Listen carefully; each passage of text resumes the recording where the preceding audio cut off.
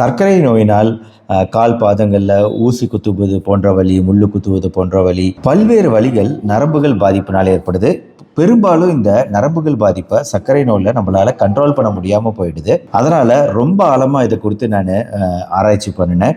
எப்படி இதை தடுக்கலாம், அறிவியல் பூர்வமான உணவுகள் என்ன, அறிவியல் பூர்வமான வழிகள் என்ன அப்படிங்கிறது குறித்து ரொம்பவே ஆராய்ச்சி பண்ணி எடுத்த வீடியோ இது. கண்டிப்பாக எல்லாருக்குமே உபயோகமாக இருக்கும். முதல்ல எதனால் நரம்புகள் பாதிக்குதுங்க சர்க்கரை நோயில், அதை குறித்து ஃபஸ்ட்டு பார்ப்போம்.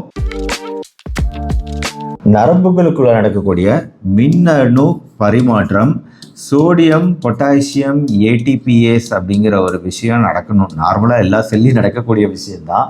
இந்த தகவல் பரிமாற்றத்தை தடுக்குது. இந்த அணுக்கள் போய் நரம்புல ஒட்டிக்கிறது. இரண்டாவது விஷயம், இப்போது நீங்கள் இங்கே பார்க்குறது இரத்த குழாய்கள். இரத்த குழாய்களோட இரத்த ஓட்டம் அப்படிங்கிறதும் பெரிய இரத்த குழாய்கள் பிரிந்து சின்ன சின்ன இரத்த குழாய்கள், அதுவுமே நரம்போட ஆரோக்கியத்துக்கு தேவை. ஆரோக்கியத்துக்குன்னா நரம்புக்கு ஆக்சிஜன் தேவை. அது நல்லா வேலை செய்யறதுக்கும் ஆக்சிஜன் தேவை. எல்லா செல்களுக்கும் ஆக்சிஜன் தேவை மாதிரி நரம்புக்கும் ஆக்சிஜன் தேவை. அந்த நரம்புக்கும் ஆக்சிஜனை கொடுக்கறது ரத்தம். இந்த ரத்தத்தில் ஆக்சிஜன் அளவுகளை குறைஞ்சிரும். சர்க்கரை நோய் இருக்கும்போது மைக்ரோ வாஸ்குலர் சிஸ்டம், அதாவது மெல்லிய இரத்த குழாய்கள் இருக்கும். இந்த மெல்லிய இரத்த குழாய்கள்லாம் அடைபடும் போது நரம்புக்கு தேவையான ஆக்சிஜன் போய் சேராது. அப்போது நரம்புக்கு தேவையான ஆக்சிஜன் போய் சேராத போது இது ஹைபாக்சியா அப்படின்னு சொல்லுவோம். இந்த ஆக்சிஜன் குறைவுனாலையும் நரம்புகள் டேமேஜ் ஆக ஆரம்பிக்கும். அடுத்து மூணாவது விஷயம் அசிடோசிஸ், அதாவது அமில காரத்தன்மை அப்படின்னு சொல்கிறோம் இல்லைங்களா, ஆசிட் பேஸ் பேலன்ஸு. இந்த அமில காரத்தன்மை பாதிக்கப்படுவதால் அசிடோசிஸ் அப்படின்னு அமிலத்தன்மை அதிகமாகிறதுனால உங்களுக்கு நரம்புகள் பாதிக்கப்படும். இதுதான் நான் படித்ததுங்க. 3 விஷயங்கள் இங்கே நடக்குது. ஆக்சிஜன் குறையுது, சார்பிட்டால் அப்படின்னு குளுக்கோஸ்லேருந்து வரக்கூடிய விஷயம் நரம்புகளில் போய் ஒட்டிக்குது. மூணாவதாக அசிடோசிஸ் நடக்குது. இப்போ இதை நம்ம தடுத்தே ஆகணுங்க. அதுதான் நம்மளுக்கு முக்கியம். இது எப்படி தடுக்கலாங்க, என்ன ஆகுதுன்னு கேட்டிங்கன்னா, இது அப்படியே விட்டோம்னா நாளடைவில் கொஞ்சம் கொஞ்சமாக இந்த நரம்புகளில் இருக்கக்கூடிய இரத்த குழாய்கள்ங்க, இந்த இரத்த குழாய்கள் இப்போ நார்மலாக இருக்குது. போக போக இந்த இரத்த குழாய்கள் டேமேஜ் ஆக ஆரம்பிக்குது. இந்த இரத்த குழாய்கள் டேமேஜ் ஆக கீழே பாருங்கள் நரம்புகள் சுருங்க ஆரம்பிக்குது. இதுதான் டேமேஜ். இந்த டேமேஜ் தான் நம்ம இப்போ தடுத்தாகணுங்க. தடுக்கிறதுக்கு என்னென்ன வழிகள் இருக்குது அப்படின்னு நிறைய ஆராய்ச்சிகள் இப்போ நடத்தப்பட்டிருக்கு. என்னன்னா வெறும் சர்க்கரை மட்டுமே இந்த பிரச்சனையை அதிகப்படுத்துறது கிடையாது. இப்போ சர்க்கரை நோய் இருக்கிறவங்க புகைப்பிடிக்கவராக இருந்தால் இந்த பிரச்சனை 2-3 மடங்கு அதிகரிக்குது. சர்க்கரை கண்ட்ரோல் இல்லாத போது சிறுநீரகமும் பாதிக்கப்படும் இல்லையா. சிறுநீரகம் பாதிச்சுன்னா சில கழிவுப் பொருட்கள் ரத்தத்திலேயே திருப்பி சுத்த ஆரம்பிக்கும். அதுவுமே நரம்பு பாதிப்பை உண்டாக்கும். மொத்தத்தில் என்ன பண்ணுதுன்னா, புகையாக இருந்தாலும் நச்சுக்களாக இருந்தாலும் அதை இரத்த குழாயை போய் அடைச்சி போதுமான அளவு ஊட்டச்சத்துக்களும் ஆக்சிஜன் நரம்புக்கு கிடைக்காம பண்ணிடுதுங்க. இதுதான் மேஜர் ப்ராப்ளம். கூடவே உயர் ரத்த அழுத்தம், ஹைப்பர் டென்ஷன், பிபியும் அதிகமாக இருக்குது, ரத்தத்தில் கொலஸ்ட்ரால் அளவுகளும் அதிகமாக இருக்குது, உடல் பருமனாக இருக்குது அப்படின்னா சீக்கிரமாக நரம்புகள் பாதிப்படைய வழிவகை செஞ்சிடும். இப்போ அந்த நரம்புகள் பாதிப்பு அப்படிங்கிறது 4 வகைப்படுங்க. ஃபர்ஸ்ட் புற நரம்புகள் பாதிப்பு, பெரிஃபரல் நியூரோபதி அப்படின்னு சொல்லுவோம். இதுதான் நம்ம கால்களை மெயினாக முதல்ல பாதிக்கும். அதுக்கப்புறமா கைகள், ஆர்ம்ஸு இங்கெல்லாம் பாதிக்கும். இந்த புறநரம்பு பாதிப்பு இருக்கிறவங்களுக்கு தான் கை கால் மரத்து போகும், ஊசி குத்துவது போன்ற உணர்வுகள் ஏற்படும். இந்த தொல்லைகள் இரவில் அதிகமாக இருக்கும். சிலருக்கு தொடு உணர்வு அதிகரிக்கும். பாதங்களில் போர்வை பட்டா கூட அது ஒரு சுமையா தோணும். நடந்தா மெத்தை மேல் நடப்பது போல இருக்கும். பலருக்கு செருப்பு கலண்டு போறது கூட தெரியாது. அந்த அளவுக்கு உணர்வு குறைந்து போகும். பாதங்கள்ல கூர்மையான பொருட்கள் குத்தினாலும் தெரியாது. இதனால அடிக்கடி பாதங்கள்ல புண்கள் ஏற்படக்கூடிய வாய்ப்புகளும் அதிகரிக்கும். இரண்டாவது வகை நரம்பு பாதிப்பு அண்மை நரம்புகள் பாதிப்புன்னு சொல்லலாம், ப்ராக்சிமல் நியூரோபதி. இது நீங்க கேள்விப்படலைன்னா இந்த வீடியோ மூலமா தெரிஞ்சுக்குங்க.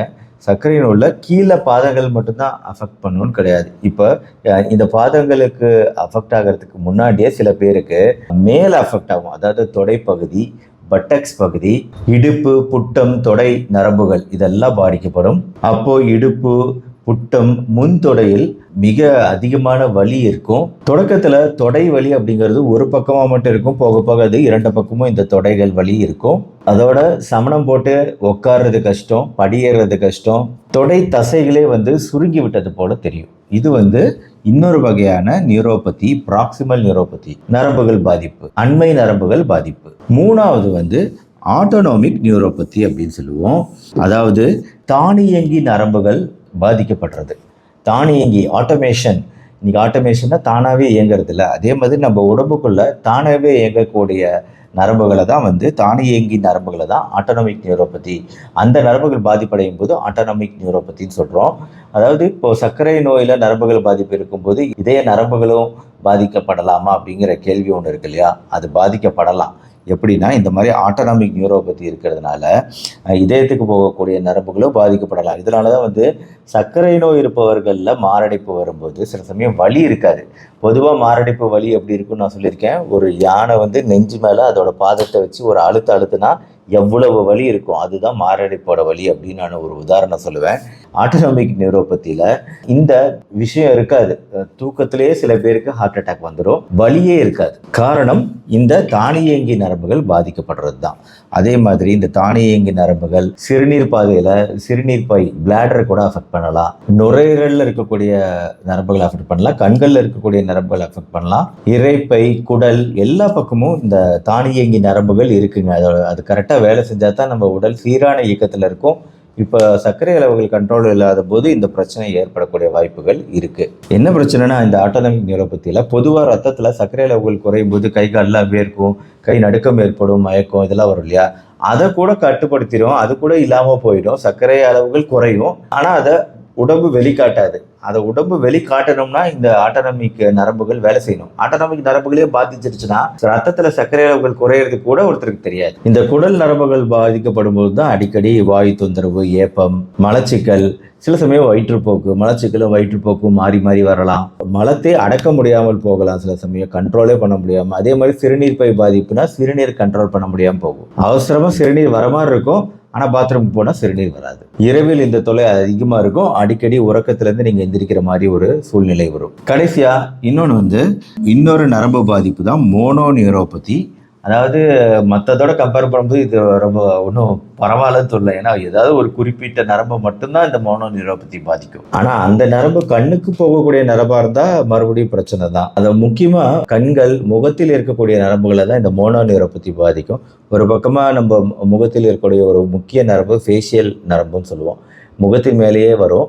இந்த நரம்பு பாதிக்கப்படும் போது தான் வாய் ஒரு பக்கமாக போன்ற பெல்ஸ் பால்சி அப்படிம்போம். ஒரு பக்கம் நரம்பு மட்டும் பாதிக்கப்படுறதுனால இன்னொரு பக்கம் அது வாய் கோணி நாம்பில் இழுத்துக்குது. சரி டாக்டர், ஓவராக வந்து எங்களை பயமுறுத்திட்டீங்க, ஒழுங்காக சொல்யூஷன் சொல்லுங்கள், ட்ரீட்மெண்ட் சொல்லுங்கள் அப்படின்னு நீங்கள் சொல்கிறீங்க, புரியுது. ஃபஸ்ட்டு வந்து காய்கறிகள்ங்க.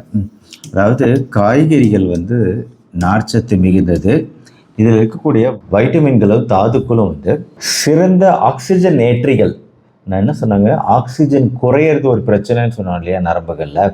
அப்போ அந்த ஆக்சிஜன் குறையிறது, இதனால் உண்டாகக்கூடிய ஸ்ட்ரெஸ், ஆக்சிடேட்டிவ் ஸ்ட்ரெஸ்ஸு, இதனால் உண்டாகக்கூடிய நரம்பு டேமேஜு, இதையெல்லாம் குறைக்கிறதுக்கு ஆக்சிஜனேற்றிகள் முக்கியம். அது வந்து காய்கறிகளில் மிக அதிகம். பச்சை இலை காய்கறிகள், இலை காய்கறிகள், கீரைகள், இதை வந்து முதல் விஷயமா நான் சொல்லுவேன். சின்ன வெங்காயம், தக்காளி, பீட்ரூட்டு, வெண்டைக்காய், கேரட்டு, பீன்ஸு, முட்டைக்கோசு, காலிஃப்ளவர், பாகற்காய், சக்கரவள்ளி கிழங்கு, பசலைக்கீரை, கத்திரிக்காய், சுரைக்காய், எல்லா கீரை வகைகளும். இந்த லிஸ்ட் ரொம்ப பெருசுங்க. நீங்கள் சாப்பிடக்கூடாத காய்கறி அப்படின்னு எதுவுமே கிடையாது.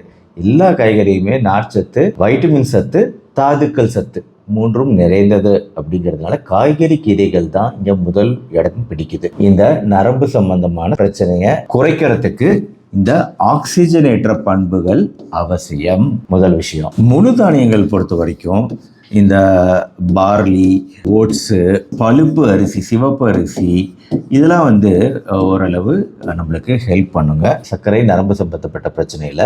பட் இந்த மாதிரி முழு தானியங்களாகட்டும், காய்கறிகளாகட்டும், அடுத்து நான் சொல்லக்கூடிய பழங்களாகட்டும், இதெல்லாம் எப்படி எடுத்துக்கணுங்கிறதையும் நான் சொல்லிடுறேன். அடுத்தது பழங்கள் பொறுத்த வரைக்கும் ஆரஞ்சு, திராட்சை பழம், கிவி பழம், ஆப்பிள், அன்னாசி, இந்த எலுமிச்சை ஜூஸ் சர்க்கரை சேர்க்காமல் சாப்பிட்றது எவ்வளோ நல்லதுன்னு சொல்லியிருக்கிறேன் ஏற்கனவே.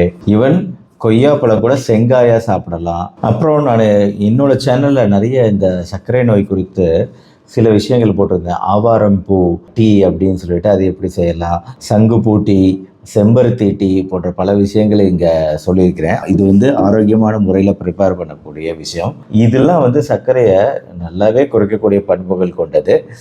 ஸோ பழங்கள், இந்த மாதிரி பூக்களிலிருந்து கிடைக்கக்கூடிய சர்க்கரையை குறைக்கும் பண்புகள் கொண்ட விஷயங்கள், இது நான் வீடியோவில் கொஞ்சமாக எப்படி செஞ்சு சாப்பிட்லான்னு சொல்லியிருக்கேன். இது எல்லாமே வந்து உங்களுக்கு தேவைப்படும். பழங்களில் இருக்கக்கூடிய ஆக்சிஜனேற்றிகளும் இங்கே முக்கியமான ரோல் வகிக்குது நரம்பு சம்மந்தப்பட்ட பிரச்சனையை குறைக்கிறதுக்கு சர்க்கரை நோயில். அடுத்தது நம்ம பண்ண வேண்டியதுங்க, கொழுப்புகள் பொறுத்த வரைக்கும் குறைச்சிக்கணுங்க. முட்டை சாப்பிடலாம், வேவித்த முட்டை சாப்பிடலாமே தவிர மற்றபடி கொழுப்புகளை முடிஞ்சளவு ஓரளவு மீடியமாக வச்சுக்கிறது, அதிகரிக்காமல் பார்த்துக்கிறது முக்கியம். ஏன்னா கொழுப்புகள் அதிகரிக்க இந்த நரம்பு சம்பந்தப்பட்ட பிரச்சனைகள் அதிகரிக்க வாய்ப்பு இருக்குங்கிறதுனால கொழுப்பு குறைவாக எடுத்துக்கணும். அதே மாதிரி உப்பும் குறைக்கணுங்க. ஸோ அதனால் வந்து நம்ம நரம்பு சம்பந்தப்பட்ட டயபெட்டிக் நியூரோபதி பிரச்சனையை குறைக்கணும்னா 2 விஷயம் குறைக்கணுங்க. ஒன்று கொழுப்பு, இன்னொன்று உப்பு. இது குறைக்கும் போது ஆட்டோமேட்டிக்காக உடல் பருமன் குறையுது, பிபி அளவுகள் குறையுது போன்ற மற்ற விஷயங்களும் கூடவே நடக்குது. அதனால் இது 2 குறைவாக இருக்கிற மாதிரி பார்த்துக்கிறது முக்கியம். இது இல்லாமல் மீன் மட்டும் சாப்பிடலாம், மற்ற எந்த நான்வெஜ் வெரைட்டியுமே வேண்டாம் அப்படின்னு தான் சொல்லுவேன். அதே மாதிரி நட்ஸு வகைகள் வந்து நம்ம சாப்பிடலாம். நட்ஸு வகைகள், விதை வகைகள், இதன் மூலமாக நம்ம இப்போ மீன், நட்ஸு, விதை வகைகள் மூலமாக நம்ம அதிகரிக்க வேண்டிய ஒரு சத்து வந்து ஒமேகா 3. குறிப்பாக ஒரு ஷார்ட்கட்டு இதுக்கு நான் என்ன சொல்லுவேன்னா, நீங்கள் 1 டீஸ்பூன் ஆளி விதைகள், ஃப்ளாக்ஸ் சீடு இருக்குது பார்த்தீங்களா, 1 டீஸ்பூன் ஆளி விதைகள் தினசரி சாப்பிடலாங்க.